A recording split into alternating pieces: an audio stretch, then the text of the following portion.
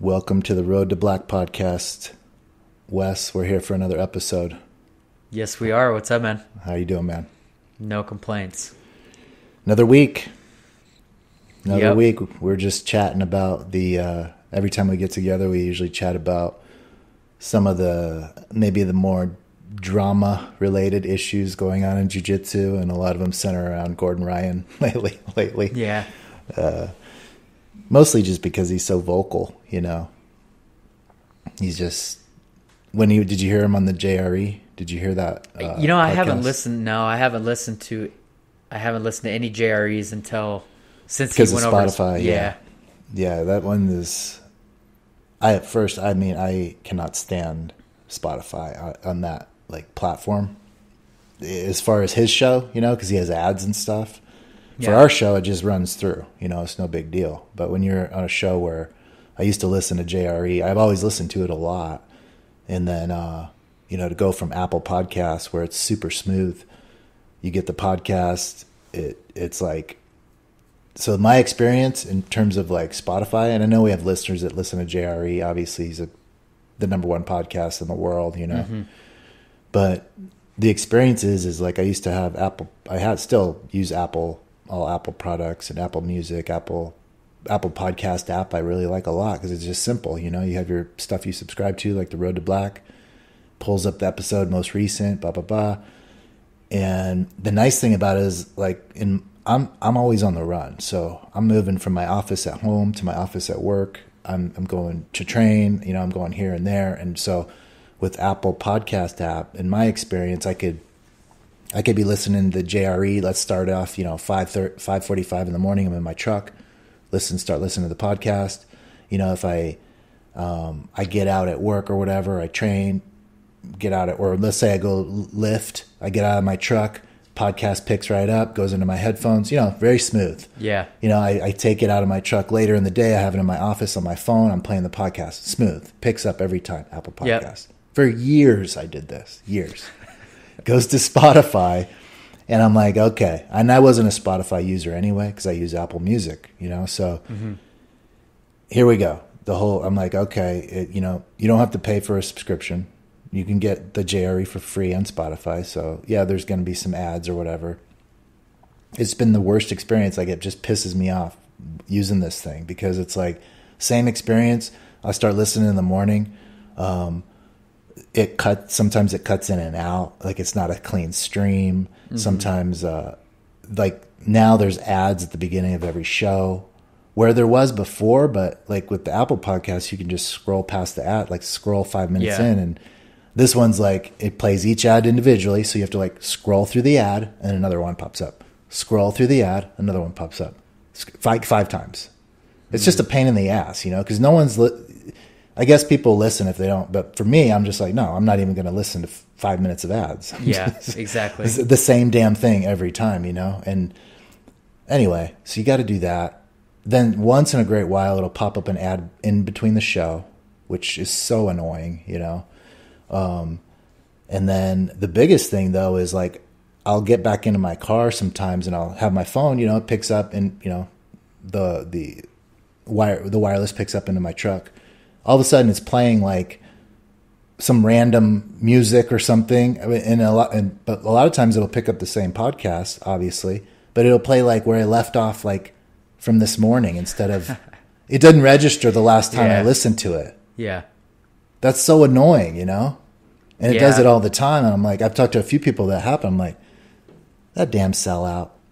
I mean, I don't mind. Yeah, man. I don't mind that the guy took $100 million. I mean, you got to do what you got to do. But for him to preach for 10 years that he would never kind of do that, and just, I don't even mind him doing that. But the fact that you go from now it's a worse product, that's disappointing, They're pulling a bunch of his episodes too. I know. Ones that they don't like. Yeah, and that's something he said he would never allow to do. But money talks.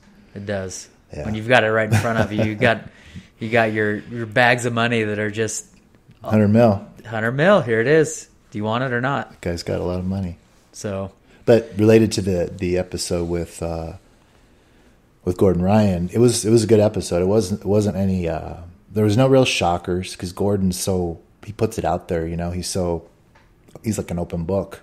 And Joe even asked him. They got into the whole social media discussion, and it's like Gordon basically said, he's like, he was talking about Instagram. He's like, I just haven't been on there lately because they basically pull all my stuff off. He goes, I haven't even been able to be on Facebook for months. I think he said Facebook too, but Instagram, he was like, I can't even, everything I post, whether it's a comment or a story, everything gets pulled down because it's like bullying and hate speech. And him, he was just like, these fucking liberals and stuff. He's just going off on it. And it's just like, I tend to agree with a lot of like this censorship stuff is really weird. It's like, but it's we're operating in a weird society in a weird way these days. It's like no one's been, we don't know where this is going to lead to. This is changing the way human beings act for sure, and interact.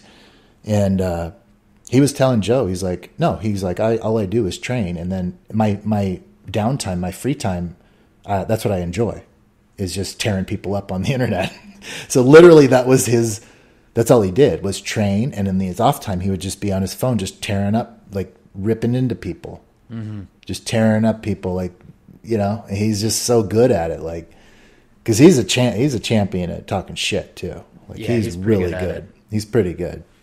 And he, when you're winning, he's backing it up, but just even trolls and stuff. And, he goes for me, I think he's just so young. He goes like to the extreme where a lot of the thing with me, I see with Gordon, he's just like really about the money, and I'm just like, being an older guy, it's nice to be able to live comfortably, but I mean, money is not going to buy you, at least be happy with what you're doing. It doesn't seem like he has a lot of happiness because he's so worried about everything, his ego and protecting his ego. And, when you're just caught up in that chatter online, it can't be good for your mental health, and here's a successful guy. It's like right out in the open to me, to him, he's probably like, no, this is great. This is my best life, whatever. But I think you got to have, obviously, I think most of us would agree, you'd probably have to have some other things going on besides training and talking shit on Instagram, period. Because he was literally saying that he would do it for like 6-8 hours a day. Oh my every gosh. day. That's all he did. And he was kind of proud of the fact. And not proud of it, but he was just like, matter of fact, that's what he found enjoyment in that. But now it's getting all pulled down. So it was interesting, it's interesting to just see a young guy that's so successful. He's very much driven by money, and I'm not saying that's a bad thing, he's basically taking this sport to other levels. But it was the fight talk was really interesting, because he's just talking about, basically he's talked a lot about John Danaher and how he, attributes a lot of his success to Danaher, and telling everybody how much of a wizard he is. He's like, because they started talking about Gary Tonon's fight career. He's fighting MMA, and Joe asked Gordon who's training Gary in the stand-up game, and he's like, John is. John trains him in everything. And Joe was kind of taken aback, but Gordon's like, what people don't know is like John Danaher is like, he's like a wizard at everything, like all martial art. Combat sports, like he studies all of them. He's like high intellect in all of them. He said he like trained Muay Thai for 10 years when he was younger. Like he's constantly studying up, and it was pretty cool conversation to hear what like a mad scientist genius. I mean, he is the guy. Like, he's producing the best grapplers in in that side of the sport, and it makes sense. I mean, when the person's that obsessed, and they're all like that. Gordon said they all just train every day and sit, even when they're not training hard, they're on the mat, they're mentally engaged. That's all they do is talk jiu-jitsu. I recommend it. It was a good episode. He puts himself out there, so I follow him on Instagram, so I knew a lot of it wasn't a surprise, but yeah, he carried himself very well. And, I don't know, he's just a young man. He's just, imagine being that successful, like being called the GOAT already. And in his mind, he's like, I want to compete till I'm at 35 or 40, Yeah. But he did ask him about MMA, and Gordon said, basically, that was another interesting, just real quick, but he was saying that Danaher kind of was suggesting against Gordon getting into MMA just because Danaher believes that jiu-jitsu is like right at the cusp of making it mainstream, like to become a huge sport. And which was really interesting to hear from Danaher, you know, because even us that are like deep into it, it's like, but I don't know, you know, and Gordon kind of, he didn't step it back any, but he was basically like, that's just what John thinks. And so we fast forward to that little situation online with Seth, you and I were talking about before the show, where I guess Seth had posted something in dispute of whether, you know, because John was basically saying like Flow Grappling and WNO and these bigger professional events are like going to take over. And they did a lot. I think he said something along the lines that they did the most for like professional jiu-jitsu is what it was. Mm-hmm. And Seth said, like, hey, I'm over here. Basically, we've done a lot, you know, and I don't know. They went back and forth this week between Seth and Gordon, and of course Gordon goes into, you know, hey, Fight to Win only pays, he basically reposted the purse of one night purse was like what, 18, 20,000, something like that. Yeah. But went right back to money. They went right back to money, but you also have to understand, like, Gordon, he's so caught up in being the top guy, the best, that in his mind that doesn't make any sense. Mm-hmm. But in all these other people that got that purse, it makes perfect sense. Yeah. Because there is no other payday for them. And on top of that, I mean, they're all contracted with Flow because Flow is, you know, their pay that is helping pay the fighters, right? Yeah. So, you know, that was one of the things that Seth said, is that my organization helped pay you. Yeah. You know, exactly. Even though you didn't fight on our card, we're contributing to the money that Flow is paying. Yeah. For these bigger organizations, events. You know, WNO and all these different organizations, right? And so it's interesting. And I tend to agree, but there can be more than one truth in all of that. It's probably a mixture of different things. The bigger athletes are going to get paid more, and the promotion's probably going to have to do it. And the fact that those are tied, like, my point is like Gordon can't compare a Fight to Win with a WNO. It's not the same setup at all. Yeah. You know, Fight to Win has how many fights on there? 30? Yeah. 60 athletes, you know, throughout the night. It's crazy. I've sat through all of them here in the Valley, and it's a long night, you know. It's like one after another. You show up at like 5 p.m. and it's like not getting out until 11. It's just not the same, you know, and especially because most of these athletes, most of the cards on Fight to Win they're not at Gordon Ryan professional level, you know. Right. A lot of amateurs and people that are competitors, and if this is a pro fight, then you've got 5 Fight to Win fights, and I guess you can call yourself a pro jiu-jitsu fighter, if that's whatever you want to say. But it's not the same. Mm-hmm. It's not a WNO where there's, you know, 5 matches, 10 athletes. They're the top tier in every, you know what I mean? It's just higher profile. Yeah. You know, Fight to Win has some great champions, by the way, but it's just different. It's promoted differently, and it's, you know, it's more of a string of long, you know, they're spreading the wealth out, and they're this is the key. They put them on every weekend. Mm-hmm. You know? Yeah. Yep. When you're putting a Fight to Win on every weekend or two, you're throughout the entire year, you don't have the ability, you're not going to have these big purses, you know? Yeah. It's just different. So, and I'm saying that, and I don't know if that was Seth's argument, but Gordon had reposted I think he probably understands that there's lower tiered athletes even getting paid on those events, even if it's small, you know. Because with Fight to Win, I think the fighters also sell tickets to get some of the money or something. Yep. So Gordon reposted Seth and basically was tearing into Josh Hinger, because in Gordon's mind, it's sad that Hinger's competing for like such a small purse or whatever, you know. So, but it's the mentality of, that's what I'm saying. Like when I don't think he's relating to the masses in that way. Yeah. I mean, because he's just at the top, like, there's not a lot of pro events what big promotions are there in jiu-jitsu, like at the Gordon Ryan level? A few, a handful, right? A handful, yeah. 5 to 10. I can't figure out if he, that's what, I really should go back and listen to that podcast. I do think that I like to hear long form conversation because you get a better perspective of the person. 100%. And, I also, I follow Gordon Ryan. I see all of his stuff. He says some funny stuff. Yeah. But at the same time, I can't figure out if this is him or if he's trolling online. If it's just like a constant, if he's being a heel. I was actually talking about that in a different conversation. Like yes, he's trying to pull the heel card, He definitely is doing that because he said that. He said basically he came up like when he was successful a few years ago. I don't know if it was Pan or EBI, but it was I think it was Nogi Pans. Remember when he went to Nogi Pan or something? Maybe he did compete that year, but he wore the king outfit. Mm-hmm.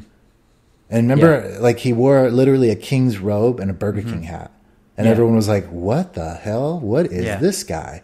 But that was he literally came up with that. And he was like, "This is gonna be my shtick," and I'm just gonna basically just be this guy that's like proclaiming himself king, like, and just be this guy. And as far as the shit talk, I told you, like, he just loves it. I mean, I think that's part of his personality is just he's competitive and he's tearing people up, so I don't know, man.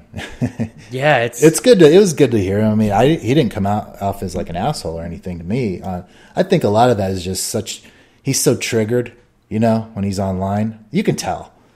I mean, he posts something, somebody comments, he's right on him. You read the comments, it's entertaining because it's like, whoa, man, how is he doing this? But he's spending hours doing that. It's just like, so it's like, it's just a crazy place to be, man. It's a crazy place to be. But yeah, I think it is. It's publicity. I don't know. I mean, some of this, just the stuff. I think for me, it's the money stuff. It always comes back to money. Mm-hmm. And I just want, maybe if he's trying to be a heel, he's not gonna be 35 or 40 years old and be like, man, I was kind of a douchebag back when I was doing this. Like I had, but maybe he won't. Hey, you know what? I feel the same way about myself. Exactly.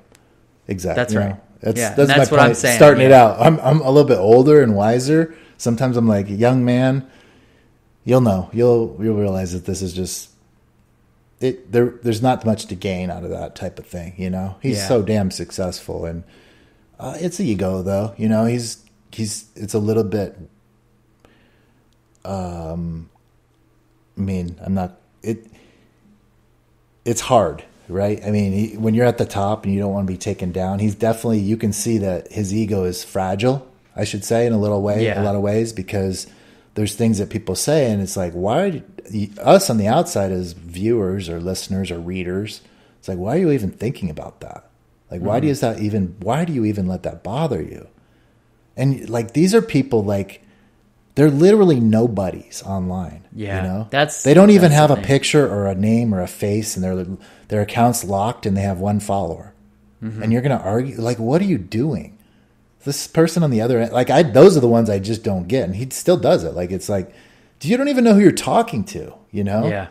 This person it could be some psycho or somebody that never talks to anybody. And they're like, hey, look at this. I'm getting a rise out of the greatest grappler. It's like, yeah. Or it could be just a bot, and he's just wasting his time with a bot. Yeah. You know what I mean? Yeah, I'm sure some of them are too. For sure. Like, in this day and age, but I don't know, man. It's just interesting, and that we've talked about this before. Where Gordon, he did say on the podcast he can't get any fights, but we've said this before, like it's because he can't get it at his rule set, the way he wants it. Yeah. So and that's an ego thing too. Because I believe if you say you're the best, and he is, but he should do all rule sets in no gi. Yeah. You know, if you're that good, like why wouldn't you? And even if you're not that good, why wouldn't you? Because why? Because you don't want that L. Yeah. Yeah. That's what it comes down to, you know? He was like calling out Gustavo Batista, like he was going to give him 10 grand and let him start in the mount. Yeah, I know. And it was like, you know, like that's all cool and great, but at the same time, you're still playing his rule set, right? So yeah. there is no reciprocity as far as, okay, well, which was going back to when it was him and Galvao. It's like, or anybody, okay, like I'll play your game, but why don't you come over and why don't you throw a gi on, or why don't you play this rule set and see what happens, you know? Yeah. You might be, because that matters. Exactly. But even Batista was like, I don't want to start in the mount. But that alone is a tactic. It's that protecting of the ego tactic from Gordon, because if he loses, he's going to be like, you started in the mount. Of course. Yeah, for sure. And he doesn't want to start fair and lose, because then he won't have an excuse that you started in the mount. Does that make sense? Yep. You know, he's like, you can read right through that, through the comments, because that's what everyone was saying. It's like, what? Like, it's just it's a protection to himself. It's like that right there was a great case, that exact back and forth of they should have done one fight, IBJJF rules in the gi, and one in no gi. Yep. Period. Yeah. One guy is heavily in the gi, and the other guy is strictly no gi. So you could even make it in the same organization, right? Let's take WNO. Yeah. You say, okay, here's what we're going to do. We're going to have 2 fights. We're going to have one in February and one in May. Mm-hmm. So it's going to be like you'll have time to prepare in one rule set. Then you have time to prepare in another rule set.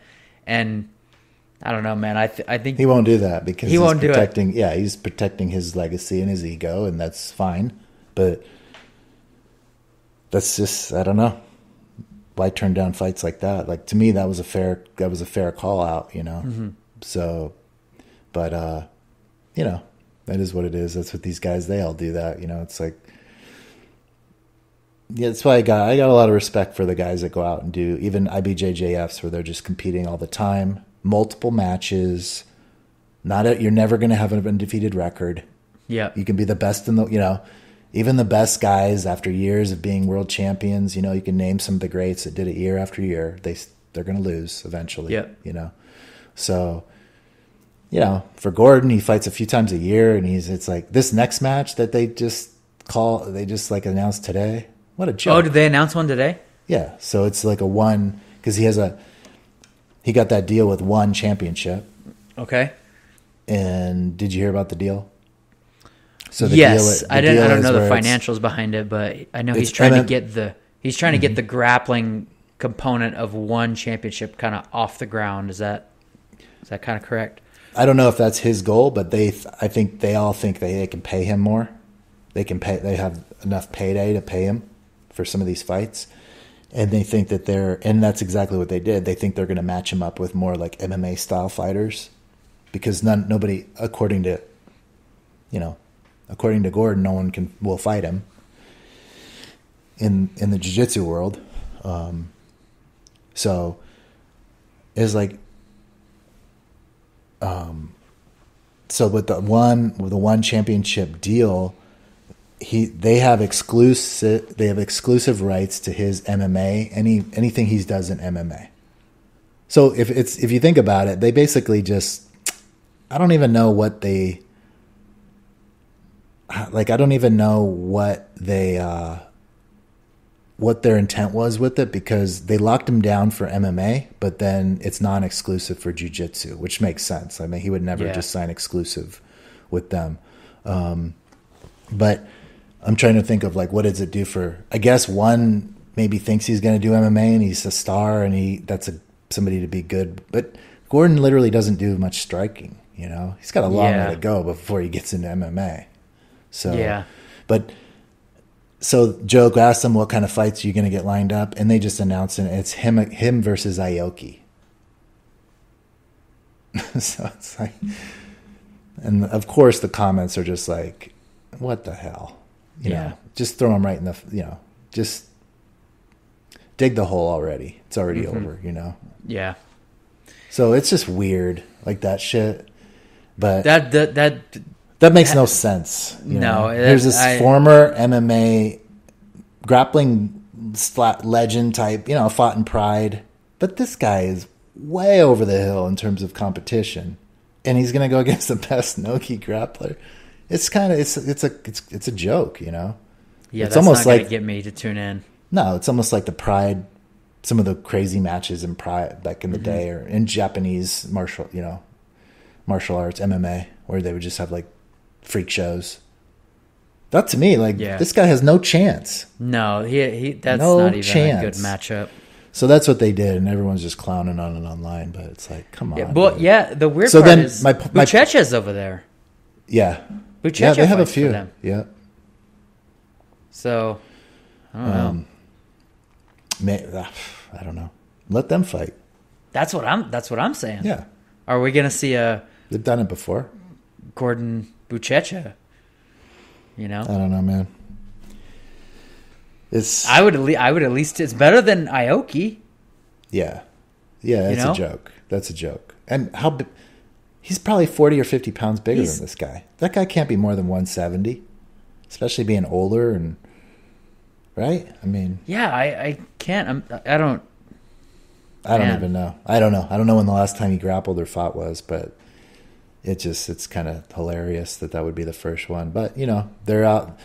They're just thinking, hey, there's big names. Let's get this fight going, and maybe people will tune in. But it'd be sad if like Gordon goes through a couple year run where you're not competing against anybody real.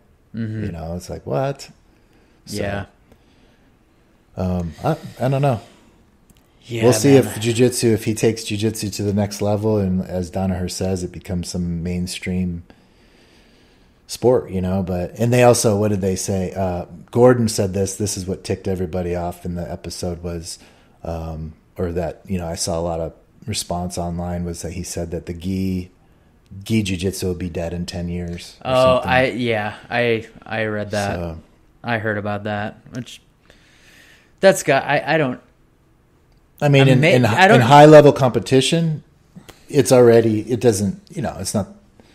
I shouldn't say it's already gone. There's plenty of high level gi jiu-jitsu, but in that atmosphere, see, that's again where Gordon Ryan lives and where John Danaher lives, and that atmosphere of these bigger. That's all they do is submission only, no gi grappling, right? I mean, So I mean, they're in their own little echo chamber of, and that might even be more exciting for the people to watch because it's a little bit more like MMA. Not wearing the gi, it's a little faster pace.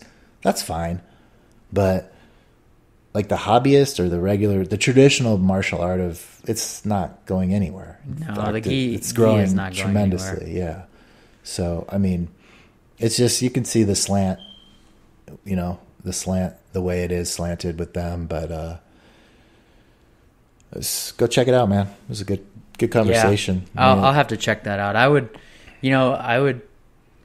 I'd spend some time with both of them. I'd hang with him and Danaher. Any of those guys. If I were to go to Puerto Rico, I would definitely go visit the gym that they're training at. I don't know when they said their gym's gonna be finished, but it sounds like in the next year or so it's going to be ready to go. So nice. I would go down there and I'd love to spend some time with Danaher because he would. That'd be amazing. I know. The dude's like a dial tone though, so you can only. Yeah. I can only spend so much time. I have like his like instructionals, and they're hard to watch. They're hard to get through. It's just. Yeah. I have some too. It's not that. It's not a 3-minute clip. No, it's not that it's bad, or it's not bad content. It's not, but man, it's deep. It is like, it is hard to get through. Yeah, so it's deep. It's drawn out. It's just his tone. Yeah, it's his tone. So yeah, but the guy he's a wizard, man. It's you know, obviously the people that can spend that much time day in and day out with a guy like that. I mean. And they're all working together, you know. They're all just sharing ideas and making. That's how teams get better, right? I mean, we all do that. Everyone does that. Just at that level, they're at the forefront in terms of that side of the sport. You know, they're innovating. They're open. They're in the public. They're the ones that are on the shows now, and they're the ones on JRE. You know, so making names for themselves it's a good time. I'm hoping. You know, in terms of competitions, we got one coming up here in the Valley, Jiu-Jitsu World League this weekend. I know a lot of guys and gals that are competing in that. Mm-hmm. It's kind of the hot topic around the Valley here. This is the one that's coming up. They put on they're one of the ones that I would say they put on a really good tournament. Yeah. From all the people that I've heard, the people really like that tournament. Pretty well run and clean, and they're the ones that have the cool cameras on the sidelines for some of the events and stuff. And they've been putting on a lot of more shows in this last. They've been getting after it. I don't know. Mm-hmm. Yeah, I think they're here, California and Vegas, all in this month. So this one's going to be big. So hopefully, some of the local. It's almost like in spite of COVID, jiu-jitsu is still doing great. That's just such a great indicator of. You know, the popularity of the sport. Yeah, the future is bright. It's bright, especially if we can start opening the gyms up completely. I still know people that aren't training, you know. It's like, and that has to be widespread. We talk about this at length, but that's just in a state that you can train. It's legal to train, right? Mm-hmm. And then there's other states that still, you know, they might not, whatever it is. We talked ad nauseum about all that, but everyone's in a different position no matter where you're at throughout the world. But at least here, there's still tournaments being put up, and we haven't even seen a lot of the other promotions, the more local promotions, come out yet, you know. So yeah, we'll see. I think hopefully this next year we could start getting more and more events going. And I think it's this one here in Arizona was like, I want to say they had like over 2,000 competitors already, like even a few weeks ago. You know, or whenever. Where are they having up to a month? Westworld. I think it's at Westworld, yeah. Which is where they used to do the Fight to Wins. Yeah, they did. So yeah, that's a big. Yeah, that's a. I'm gonna head out there spot. this weekend. Yeah, that'll be good. Check it out. Yeah. You guys got a bunch of people from the Early Bird and GDs. Several competing. Mm-hmm. So it's going to be, and I have some friends from other gyms competing, so it'll be cool. Check it out. And, the community's pretty strong out here, so it'll be good to see everyone and see how this thing's run, you know? Yeah. They've had several out here, local ones, you know, in the last 6 months, so seems like there's picking up more and more. I heard Fight to Win's coming here. They're doing back-to-back, I think, in June or July. Yeah, according to Josh. Yeah. Was telling us. So, yeah. We'll see, man. Competitions are coming back, man, people. And we have, what is it? Nogi Pans is in just a few days, isn't it? This weekend, yep. It's this weekend. Yeah. So, yeah, I mean, the big stuff's coming back. I know that IBJJF is still posting stuff, so I'm hoping that hopefully they get back here in Denver soon. Mm-hmm. That'd be nice. Well, they were just in Texas and Louisiana. Yep. So maybe they're working their way up. I saw they posted Memphis for the summer and Boise for the summer. So usually it's June or July. They're here in Denver, so we'll see if they announce something. Yeah. I did a Denver Open, I think it was like 3 years ago. Mm-hmm. And it was, the tournament was on 4/21. Nice. Needless to say, that was the night before. I wasn't as sober as I probably should have been before a tournament. 420 in Denver. First time I was ever in Denver, I'm like, oh my God, there's dispensaries everywhere, one block after another. Block. Yeah. So it was a fun weekend. We had a bunch of us went out there and. There was a big team that came up for that, wasn't there? There's probably. If I remember correct. Probably 5 to 10 of us that I can remember that were out. But that was cool. I had never been to Denver. Like I'd flown in there and went to Breckenridge a couple times, but just seeing the little downtown area, it was pretty cool. Yeah, it's a cool spot. Yeah, and on 420, of course, it was a kind of off. That weekend was pretty popular down there, and there was a Rockies Cubs game, I believe. We went to that weekend as well, so it was a fun weekend. Downtown was rocking. Yeah, Denver 420. Yeah. IBJJF on 421. Everybody's just like in the parking lot, zombies. Yeah. Oh man. Yep, that's awesome. So, yeah, I've been thinking about. I've been thinking about private lessons lately. Mm-hmm. I'd considered going. I've never. Have you ever taken a private? I don't think like a paid private, no. I've never taken a private lesson. So I don't know exactly what all it entails. I mean, brown belt, never taken a private. Never really felt the need to take a private. Yeah. So I can definitely see the benefit, I think, especially depending on your situation, if you need some very one-on-one time with someone that can fine-tune a very distinct part of your game, I think it's probably tremendous. Guys that teach privates, most of them that I know, they like to have you and someone else, like a two-person. That's just been my experience with my friends that teach privates, throughout the year. And because then they can really instruct two people and really kind of be that third person looking and correcting. And because it's hard to teach and, show somebody something when you're doing it on them or vice versa. It's I've run into that situation lately too. Yeah. So even showing someone, you realize that on the mat if it's just you and someone else. Mm-hmm. But definitely with a couple of my buddies in particular, I know they like to always suggest, and sometimes they'll even be like, this is the price, just bring a friend or bring someone or bring one, So, because it's helpful, but sometimes you don't want the other person there. Maybe you just want that one-on-one time or you're very focused on something. But I think... I don't know.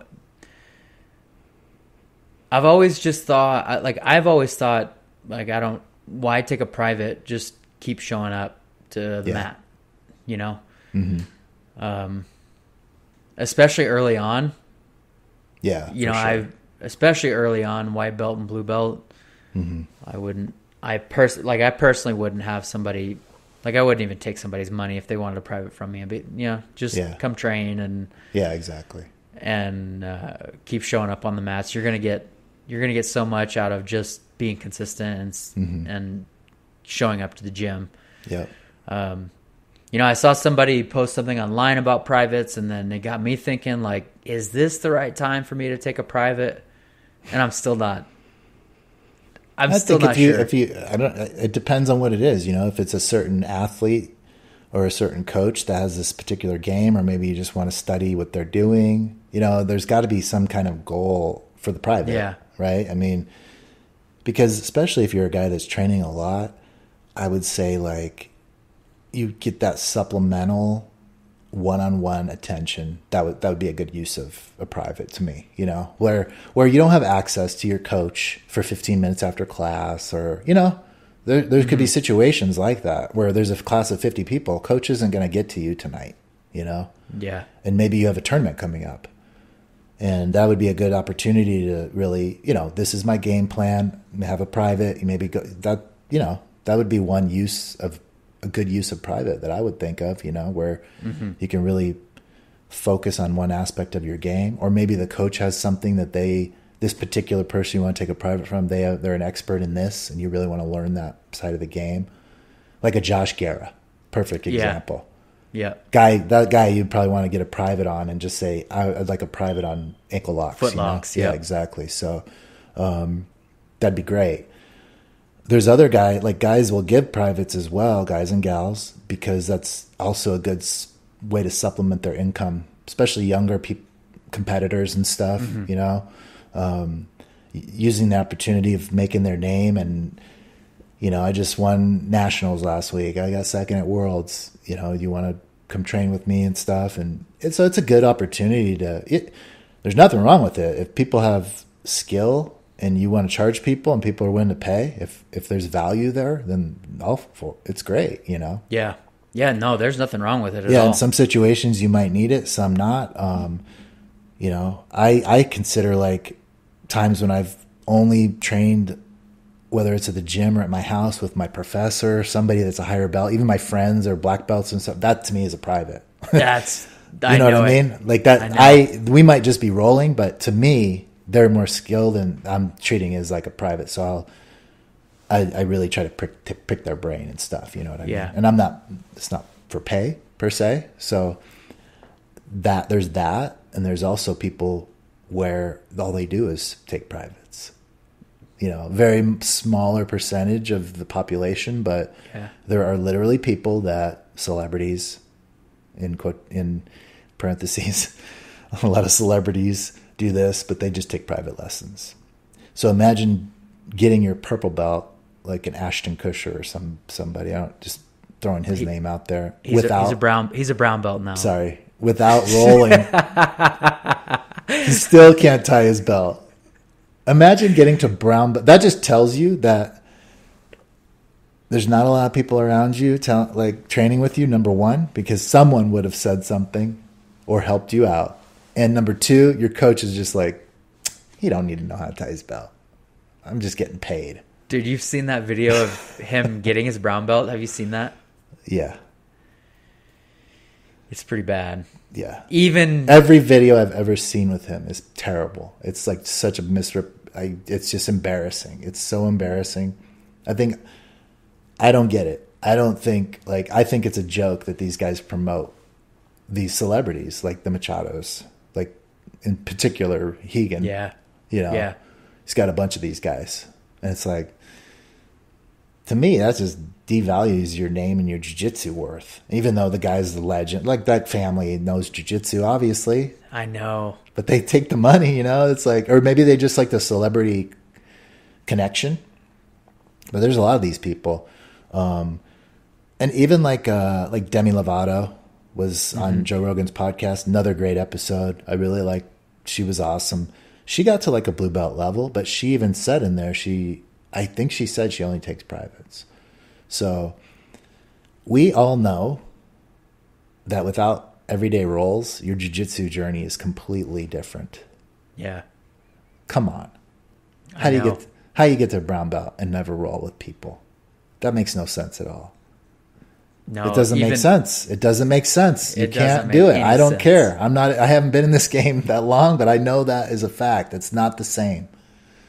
Yeah. It's not the same, So you just don't have the experience. Even if you're taking privates 4 days a week for 5 years with your professor, you're not going to get all the different looks that you need to advance, So yeah, you have to rep. It has to. That's how it be reps on the mat. You have to get reps. You have to get reps in it. You can be told. You have to have live combative sparring sessions with strangers, with other people. So I don't know. I just take it for what it is. It's a celebrity belt, but at least learn how to tie the damn belt. So funny, man. Those ties are like straight up and down. Such a disgrace. I'm like, I would not post that to Instagram. Like, retake this. Who took that picture? Doesn't that guy know jiu-jitsu? Even Kutcher didn't want that belt. He didn't even want it. And he couldn't. It was so bad. The Craig Jones that was video, really that bad. Was pretty cringy. That was bad. Yeah, it was really bad. And the comment I hated the worst was, "Oh, Craig Jones would make anyone look like that." No. He'd make white belts look like that. Yeah. Yeah. Craig is good, don't get me wrong, but that was not a performance. Was it a purple at the time? What was that video when he rolled with Craig? Purple or brown belt? I think he was a purple belt. I think he was a purple belt. That guy would have no chance against our white belts that we have in our class in the morning. No, dude. He would have no shot. Yeah. So that is also part of that where you don't get to, and no fault to Ashton, he doesn't even know, but he's never been able to roll with anyone. Yeah. So, when he's rolling with this, it just shows there's skill. Like and it's not just me, by the way, every single person commenting, it was like, doesn't look like a purple belt to me. That is not a purple belt. That means these people they know what purple belts look like and feel like, so you don't flail all around. It was like so literally flailing all around, like all over the place, like sloppy. It's like, no. Yeah, that's not what purple belts are doing. But, there's no hate, but it's just, to me, it's kind of, I don't know. It's kind of crazy. But yeah, I like to have that tight belt, Tight belts, man. Tight belts. You don't want to be that guy. And I brought that up because there's other people, not only celebrities, but there's people that have money. Mm-hmm. And they want the belt, and they don't want to roll. Yeah, and I know of people like this personally, that are just like, kind of like belt chasers, they just get privates from professors. And if you ever notice these guys, or you ever see those privates too, they get promoted. Maybe that's why they get a lot of promotions. Mm. You're not training, you're not getting a private every day. You're getting a private every week, and then all of a sudden, after 4 or 5 privates, you get a stripe, or it's just like, it's just weird. It's a weird way to have it as a supplemental training is perfectly fine and great. Mm-hmm. And I would say in some instances, the more instruction, the better. Yeah.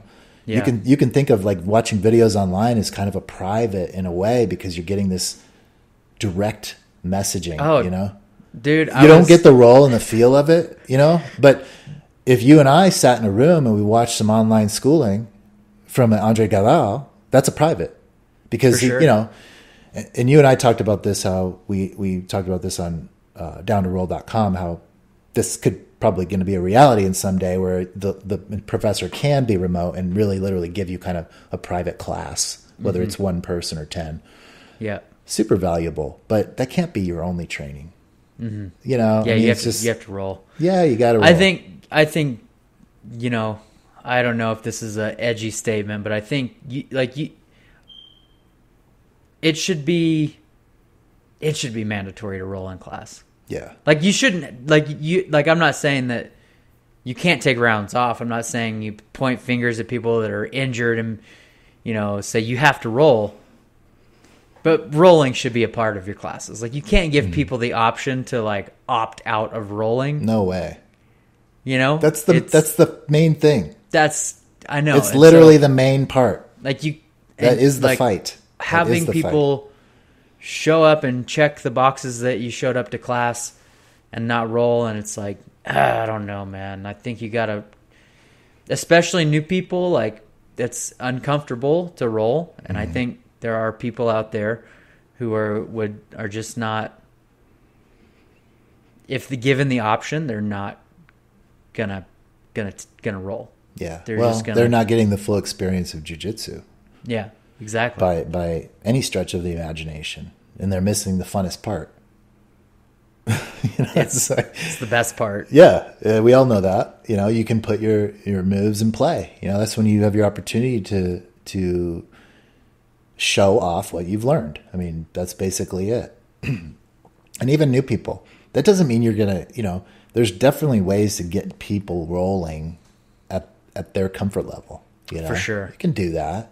Yep. How about just have more conversations if you're a coach, If you can tell the person's uncomfortable or they voice that opinion, then you're going to have a very direct approach to that person's roles every time you see them. And that doesn't mean that they just leave them off to, go get smashed by the 250-pound one-strap white belt, It's like, you got to take care of that person. They have needs too as a student, right? I mean, and I'm talking new people.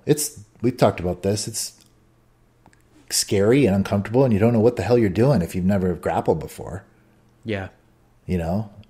Now being in training so many years, you see so many people come, and it's like you really see when you catch somebody on their first or second day, it's like, I don't know what I'm doing, and it's like they're just like in the role, like don't even really know what to do. Yeah, and I remember how frustrating that. I mean, I wrestled for a year in high school, but so I had a little bit of that. At least I kind of knew what to do, but some people have no concept. Like literally, they're so uncomfortable out there, and I've seen it. But right away, quickly, if you show them a few things, how to pull a simple guard, how to lock somebody up in your closed guard if you have to, even if you're underneath, which you're going to be a lot, learn how to position yourself in the correct way so that they take something home from that. They're learning something, and they're not just getting smashed without learning a damn thing. Yeah. Which happens. That definitely happens, but it has to be like, for people for especially white belts to keep showing up, man, they have to have some kind of, they got to take something home. They got to be learning something. They got to feel there's value there, because it's a very hard road, as we know, that first couple of years. So, I mean, I don't know, man. I got nothing as far as, I don't know, but I don't know when the best time to take privates is, I guess. Just keep showing up. I think if we're talking like you, not personally, and we're talking like if we can recommend something, I would say definitely anytime if you're competing, I always found that was a good time to talk to my coach about maybe strategy, and maybe you don't even need a private for that, but the private might be your chance to say, this is my strategy. Let's take it here and here, move through these moves. You have somebody because you don't always have some training partner or friend that's going to just help you out or has time here or, meet me at open mat or something like that. Sometimes you have to pay for that access, so, so I'm speaking from experience in terms of my friends. I've had friends do that exact thing, getting ready for a competition, might get a private. I have other guys, I have friends that are like very successful competitors that teach privates, and people just want to learn their their competition strategy or the actual technique they're doing, obviously, because these guys that travel for seminars and stuff, quite often, a lot of times they'll tag on like a private or something with the gym owner or whoever, so-and-so's coming in town. Are they doing privates while they're here? A lot of these guys do that too. So you can learn some Craig Jones shit, if you can buy some time with him when he's in town, you can do that at any level. But I would agree with you. If you're just the everyday grappler and you're a white belt, you just keep showing up. Keep showing up. Put in the time. You're going to get plenty you're going to get plenty of experience in class. If you're like some killer blue belt and definitely like a purple belt technical, you want to start. A private is just like further commitment, right, to like what you're doing. So it's just like. And it's usually costly. Not costly, but it costs something. You know what I mean? There's value to it. So if you're investing money into something else, that means it's pretty damn serious. So there's some reason you need to be doing that, And for some people, that might just be, I want to spend an hour with the professor. In a way that I never get that access. Or maybe it's a big name, and because I know people like that too, where they like, I've seen people online where they just travel to go to the bigger name school so they can get a picture with Andre Galval or whatever. It's like, dude, you're a blue belt. Like, you don't even compete. Like, it's like, you know what I mean? So there is some of that social cred type thing. None of my close students or friends are that person, but I've seen that type of stuff online. It's like, you know what I mean? And everyone in their Instagram, there's all these celebrities with them. You know what I mean? I met this guy, and So there's that too, you know. So everyone has different reasoning, but I think you should have a purpose. That was always my thing, is like have a purpose of what. And actually that's come directly from a couple of my friends. That's probably why I'm saying this, because they've told me that. They're like, I like to have, the person needs to have like a purpose of what they want to do, you know? Yeah, if you're trying to develop your game and maybe add a new wrinkle or something, you know, I think that there's some value in taking a private here and there, for sure. So that would be what I suggest. If you're trying to put together your game, you know, and you're feeling stuck, that's a good way to get unstuck. You know, at least you get some ideas on things to get some ideas on ways that you can incorporate some new stuff, get some new looks, maybe add a technique here or there. Sometimes that's all it takes to get you through that slump. Yeah, and we're speaking on our own experiences. You know, I'm thinking back on, we didn't mention it too much on the podcast, but like a personal message you got about one of our conversations. I think it was with Josh. It was like a real positive review, basically a direct message. And they were saying how they're continuing to hear about how the community was here in the Valley, and realizing the situation they're in wasn't ideal. If you recall what I'm talking about. Yes. Yep. That person or someone in that boat, that might be a person that would want to maybe go outside the gym or go down to Denver and get somebody like a private or something. You know what I mean? Or something. Add a little bit of supplementation. Something else. Yes. That would be real valuable, because we're in a situation, like we've been in good gyms where I have friends that teach privates, and look, if I need 20 minutes on the side of the mat, they'll help me out. So, you know, I don't really am in not need for that right now, but some people are. They don't have access. Like you or I might have access. And maybe that just because they're not well connected. Haven't been in the game that long. But I would say if you see a good person out there teaching privates, you know, jump on it, try it out. And especially if it's someone that is like in your circle that you want to support. So I do think that's good, because a lot of these younger athletes, you know, they use privates and this supplemental training and teaching to finance their competition career, you know, and pay for plane tickets and pay for registration. And, you know, they're not making a ton on these privates, but time is valuable. And when someone has expertise in something, people pay for that, you know? So, but, you know, have a purpose for it and go in with your notepad, you know? Be prepared and make sure you're getting your value out of that and taking something home from it. Dude, I was surprised I went to that Gustavo Batista seminar and I was the only person with a notepad. I couldn't believe it. I was like, what is going on with this? You know? That's hilarious. I didn't care, man. I was just like, dude, you know what? Like, you don't, these are good opportunities. If you're not filming it, how are you going to remember all that? That's exactly right. There was so much information. Yeah. It was 2 hours, and I was like, there is not a chance that I am forgetting some of this stuff. Yeah. Even if it's just bullet points, right? That's all it was. All my notes were just like bullet points, or like a position, an arrow to another position, and then I'd have bullet points in between of like basically points of control. Like there's a grip break here. There's a shoulder shuck here that you like. It was passing the lasso. Yeah. There's like a something shoulder that you need here. To remember the detail. So you have to remember, I'm trying to go from this position to this position, and I have X, Y, and Z things that I need to do to get there. I can put everything else together, but there's like a couple little fine details that are key to making this position dominant. I couldn't believe it.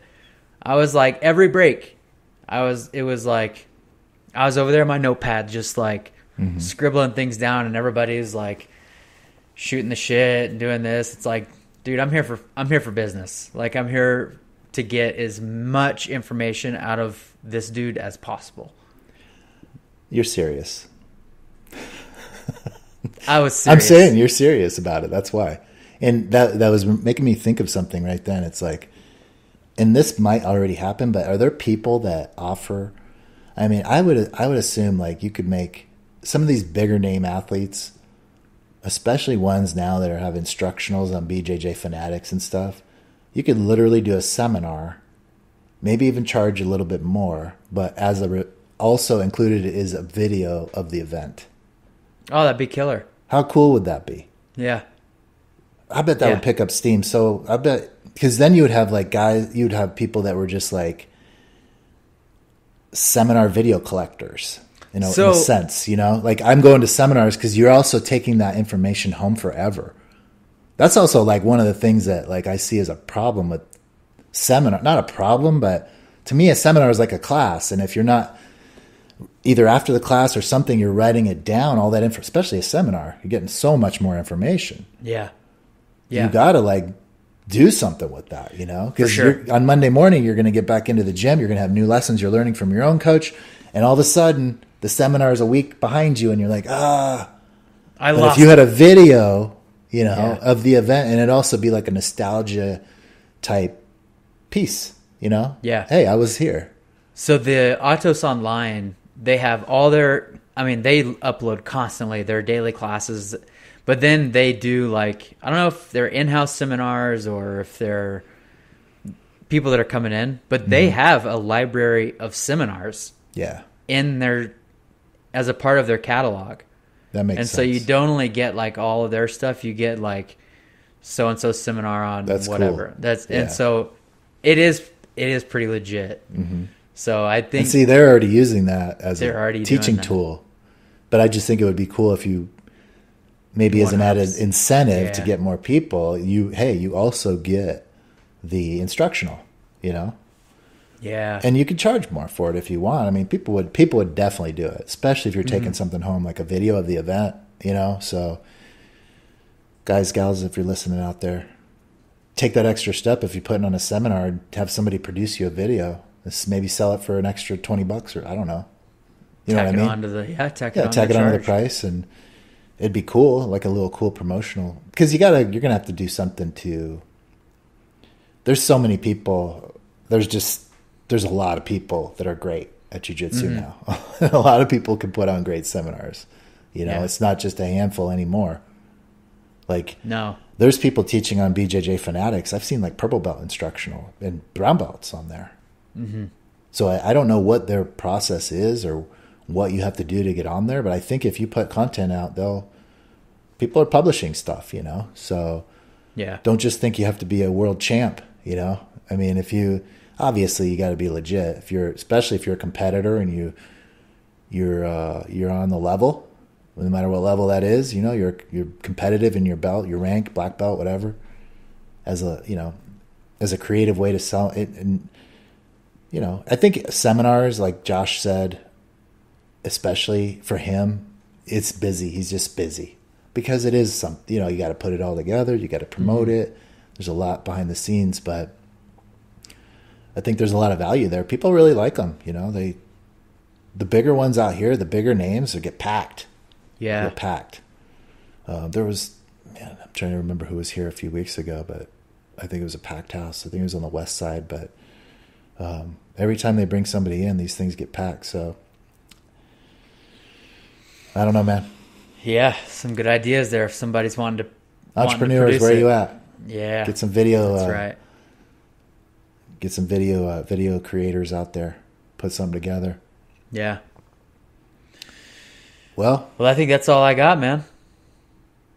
Time to book a private and go to a couple seminars. Yeah, again. I know. Again. So. All right, bud. What do you got planned for training this week? I'm going to train tomorrow. Oh, now that you said it, I had my first early bird session this last week nice. Here at the in my studio. So what time was that? 6:30. Nice. Sticking with it. 6:30. Huh? Legit early bird.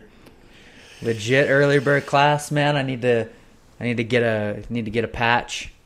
Mm-hmm. You know, carry the early bird tradition through. Yeah, for sure, man. I'll hit you up. So for the listeners, you had to earn that patch at GD. Yeah, you had to earn it. You had to earn it. I think it was 100 classes. You had to do 100 classes. Yeah, Manny hasn't produced the list. He used to keep track of the list, but it started obviously many years ago, but I don't even remember why. I think I just designed an early bird design.